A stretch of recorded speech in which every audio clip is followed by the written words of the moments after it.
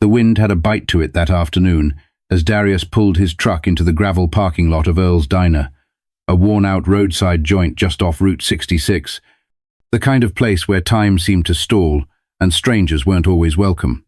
The open sign buzzed dimly against the dusty glass window, flickering with just enough life to signal it was still in business. A lone gas station stood nearby, its pumps rusted and forgotten. Darius cut the engine, took a moment to glance at the diner, then grabbed his wallet and cap. Inside, the diner was exactly what he expected.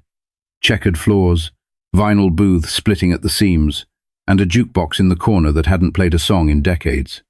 The smell of burnt coffee and stale grease hung in the air like a bad memory. A waitress with tired eyes wiped down a counter that was already clean, muttering something to the short-order cook behind her. Darius walked in, the bell above the door jangling loud enough to turn headsheads that lingered. There were no smiles, no polite nods, just stares, the kind of stares you feel before you see them, curious, cautious, and heavy with something unspoken.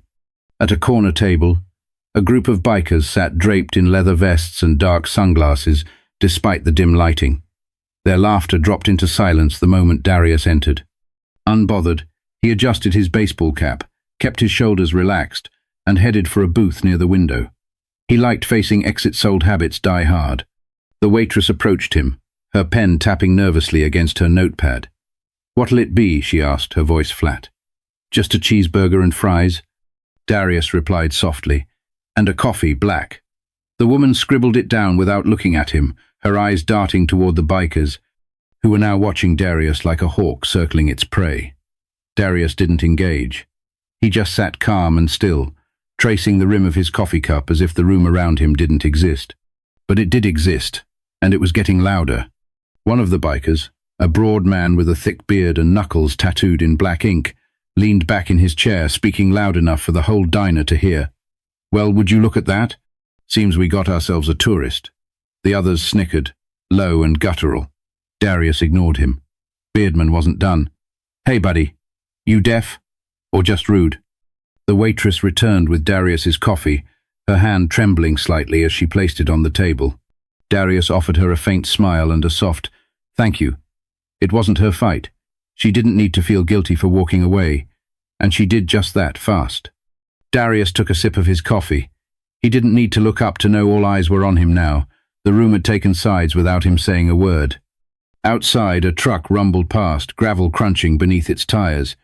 Inside, the air thickened like the calm before a storm. The silence wouldn't last much longer, and Darius knew it. The tension in the diner felt like a held breath, a moment stretched too thin. The bikers had stopped pretending. All eyes locked on Darius, waiting for a response he didn't feel the need to give. "Maybe he's just shy," Beardman jeered, his lips twisting into a smug grin. "Or maybe he's lost. Ain't much for his kind out here." That did it. A low, cruel laugh rolled through the group, like a wave hitting rocks. The diner wasn't big, but in moments like this, it felt suffocating. Darius took another slow sip of coffee, unbothered as though he hadn't heard them. He didn't flinch, didn't twitch. If anything, he looked bored. That silence, his calm, only made them angrier. The scrape of a chair echoed loud as Beardman pushed away from the table. Boots thudded against the floor as he swaggered forward, his presence heavy. The others sat back, eager for a show. The waitress stood behind the counter, frozen, her eyes darting between Darius and the advancing biker. Beardman stopped just beside Darius's booth, close enough that his leather vest reeked of sweat and cheap cigarettes. "Hey, I'm talking to you, boy." The word hit the air like a slap sharp, cruel, deliberate. Darius didn't move, didn't look up. Instead, he set his coffee down gently on the saucer. "Something I can help you with?" he said finally, his voice even measured. The question wasn't combative. If anything, it was polite, but the way he said it, soft, deliberate, stopped the biker for a beat. Beardman narrowed his eyes. "You're sitting where you don't belong. Don't you know how things work around here?" Behind him, the other bikers snickered. One of them, a wiry man with stringy hair, called out, "Show him, Travis. Teach him some manners, Travis." Travis? A fitting name for a man so eager to prove himself. Darius exhaled quietly, a breath barely noticeable, but it was there. "I'm just here for lunch, that's all." The calm set Travis off. He wanted a reaction. something to justify what came next. He slammed a fist on the table, rattling the salt shaker. "I don't think you heard me, friend." Darius's gaze lifted slowly, locking onto Travis, and in that instant, something shifted. It wasn't aggression in Darius's eyes. It wasn't fear either. No, what Travis saw was stillness, the kind that doesn't break, doesn't move. It unsettled him, though he didn't show it. A beat passed. "Back off," Darius said quietly, not a plea, not a threat, just a fact. Travis snorted, masking his discomfort with bravado. Or what? The diner went dead silent again. No one moved. Even the cook had stopped flipping burgers. Travis's patience snapped. "You're going to learn some respect today." He reached out to grab Darius by the collar, and Darius's hand moved quick as a snake. He caught Travis's wrist midair, his grip iron tight. The biker froze, startled. "Don't," Darius said softly, his voice still calm but carrying an edge now, a warning. For a moment, Travis didn't know what to do. The other bikers were watching, goading him silently to act. He yanked his arm free with a jerk and stumbled back a step, snarling to save face. "Think you're tough, huh?" Travis spat, flexing his hand. "We'll see about that." He turned towards the others. "Get up, boys." Chairs scraped, the air thickened. The rest of the bikers, 5 in total, rose to their feet one by one, smirking as they cracked knuckles and rolled shoulders. Darius stayed seated, watching them. No fear, no anger, just a calm stillness that seemed impossible. The waitress, trembling, grabbed the phone behind the counter. "Don't," she started, but Travis cut her off with a glare. "Put it down," he barked, and she shrank back, helpless. Travis turned back to Darius. "You've got 2 choices, pal. Walk out that door right now, or we take this outside." Darius didn't move, didn't blink. He set his coffee cup down, the sound almost inaudible. "I'd rather finish my lunch," he said simply. Travis grinned like he'd won something. "Fine, we'll do it here." Then the bikers moved in closer, forming a half-circle around the booth. They thought they had him trapped, thought the numbers mattered. They were about to find out how wrong they were. The diner had become a stage, every person an unwilling audience member. Nobody moved, nobody spoke. Even the clinking of utensils had stopped. The bikers loomed, their shadows stretching across Darius like threats. Travis, eager to reclaim his pride, cracked his knuckles and smirked. "Last chance. Tough guy, walk out now before we put you down." Darius stared at him, unblinking. There was no shift in his posture, no tensing of muscles. He looked almost bored, and that made Travis furious. "You just don't get it." Travis spat, and without warning he lunged. The moment moved in slow motion for everyone else, but for Darius it was instinct, like breathing. Darius shifted not a flinch, not a shuffly precise move practiced to perfection. He slid out of the booth in one fluid motion, grabbing Travis's wrist mid-swing, redirecting his force. The biker stumbled forward, caught off guard. Before he could react, Darius twisted Travis's arm behind his back, guiding him straight into the table. A loud thud echoed through the diner as the biker's chest slammed into the laminate surface. One down. The others hesitated, startled. Darius released Travis, letting him crumble to the floor, groaning. He turned toward the others, his eyes calm but firm. "You don't want this," he said softly, almost like advice. "But bikers don't back down, not when there's an audience." The wiry man with stringy hair was next, charging with a yell, fists swinging wild. Darius sidestepped him like water flowing around a rock, then planted an elbow into the man's gut. The biker wheezed, folding over, as Darius used his own momentum to send him sprawling into a chair, 2 down. The remaining 3 bikers moved together, now realizing this wasn't a bar fight, this was something else. A sharp sense of panic replaced their bravado, but it was too late. The largest of them grabbed for Darius's shoulder mistake. Darius turned sharply, trapping the man's arm and dropping him to the floor with a clean sweep of his leg. Before the biker could react, Darius knelt, pressing a knee into his back, and whispered, "Stay down." The man froze, gasping for air, and didn't move. 3 down. Another came at Darius from behind, wielding a chair. The attack was sloppy, desperate. Darius ducked effortlessly, rising to grab the chair and yank it free from the biker's hands. The man stumbled back, off balance, and Darius closed the distance. A controlled shove sent him into a booth, where he collapsed in a heap. 4 down. The last biker hesitated, eyes wide, hands trembling. He looked around at his friends, bruised, broken, humiliated. Then he looked at Darius, who hadn't even broken a sweat. Darius tilted his head slightly, a silent question. "You're done?" The biker swallowed hard, then turned and bolted for the door, the bell above it jangling wildly as he fled into the parking lot. 5 down. The diner went still. Darius exhaled, adjusting his baseball cap as he glanced at the mess. The bikers groaned from the floor, too shocked or winded to get up. Travis, still slumped over the table, looked up with a mixture of pain and disbelief.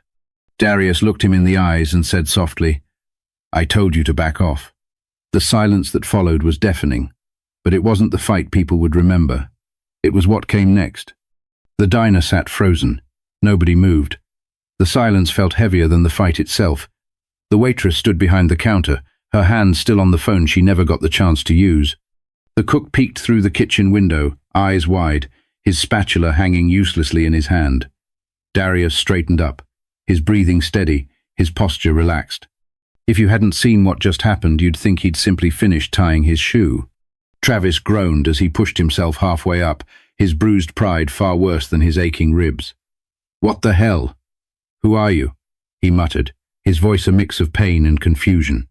Darius looked down at him, his face calm, unreadable. He didn't smirk, didn't gloat. "Just a guy getting lunch," he said quietly. Travis glared at him through bloodshot eyes. "You ain't normal. What the hell are you?" Darius looked around the diner. The eyes on him weren't filled with fear. They were filled with awe, respect. People weren't used to seeing someone that calm, that capable. He sighed softly and shook his head. "You don't want to know." The wiry biker, still slumped against a chair, coughed out, "You military or something?" Darius didn't answer. He turned away from them, heading back to his booth. His plate was still Therburger and fries untouched, the coffee cup half full. He picked up a fry and took a bite as if the last 5 minutes hadn't happened. The waitress finally moved, stepping forward cautiously, her voice shaky. "Sir, are you okay?" Darius looked up and gave her a soft smile. "I'm fine, ma'am." She blinked, stunned by how polite he sounded after what he'd just done. She glanced at the bikers sprawled across the floor, then back at him. I'll get you a fresh burger." "No need," Darius replied. "This one's just fine." A man sitting at the far booth, someone's grandfather with a farmer's tan and calloused hands, muttered, "I ain't never seen anything like that before." Darius ignored the whispers spreading through the room. He knew what they were thinking. A calm man in a world full of noise stands out. People remember that. He reached into his pocket and pulled out a few bills, placing them neatly under the edge of his plate. Then he rose from the booth, the sound of his boots the only noise in the room, as he walked toward the door. The waitress watched him go. "Wait," she called after him. "Who are you, really?" Darius paused with his hand on the door. He glanced back at her and held her gaze for just a second longer than expected. "Just a guy who knows how to finish his lunch," he said with a faint smile. Then he stepped outside, the bell above the door jingling faintly as it closed behind him. Outside, the gravel crunched under Darius's boots as he made his way back to his truck. The biker who had fled earlier stood near his motorcycle, staring at him in shock. He didn't say a word. He just stepped aside as Darius climbed into his truck. The engine roared to life, the sound breaking the stillness that had gripped the parking lot. Darius put the truck in gear, glanced once in the rearview mirror at the diner and the people still standing inside, watching him leave, then drove off down the empty road. The bikers would recover, bruises would fade, but the lesson would stick. You don't judge a man by how he looks, how he talks, or where he comes from. Sometimes the quiet ones are the ones you should never test, but for the people in that diner, the story wasn't over. It was just beginning. The small diner on Route 66 would never be the same. Word spread quickly a story like this, one that people would tell their friends, their family, their co-workers. It grew with each retelling. "Yeah, I was there," someone would say. The guy barely moved, took those bikers apart like he was tying his shoes, didn't even break a sweat. Another would add, "He was calm the whole time," like he didn't even see them as a threat. The waitress told her version too, eyes wide as she described the stranger's stillness, his precision. I asked him who he was. She'd say, "And you know what he told me? Just a guy getting lunch." For the bikers, the lesson was even harder. The bruises would heal, but the humiliation lingered. Travis, the loudest of them all, was the quietest for weeks afterward. Every time someone teased him about the diner, he'd go red in the face and mutter, "Forget about it." But deep down he wouldn't forget. None of them would. That day shattered their arrogance. It taught them that strength isn't in numbers or in how loud you are. Sometimes it's in knowing you can, but choosing not to until there's no other option. And for Darius, he didn't care about the stories. He didn't want recognition. To him it was simple. You treat people with respect, and you mind your business. And if someone crosses the line, you handle it, not with anger, but with control. Somewhere down that lonely stretch of highway, Darius drove on. The miles passed like whispers, the sun dipping low on the horizon. He wasn't thinking about the diner anymore, or the bikers. He thought about his time as a Navy SEAL, the missions no one would ever hear about, the people he protected, even when they didn't know they needed protecting. That's what mattered to him, not the noise, not the ego, just the job. As he drove, a tune played faintly on the old radio, the kind of song that makes the road feel endless and free. A few miles later, Darius pulled off to another small roadside spot, this time a gas station. He stepped out, stretched his legs, and grabbed a bottle of water from inside. The cashier, a teenage kid with headphones dangling around his neck, glanced up as Darius approached the counter. "You headed somewhere important?" the kid asked, making conversation. Darius smiled faintly, tossing a few bills on the counter. "Nope, just passing through." The kid nodded, his eyes catching something in Darius's stance. "You military or something?" Darius paused for half a second, then shrugged. "Just a guy getting water."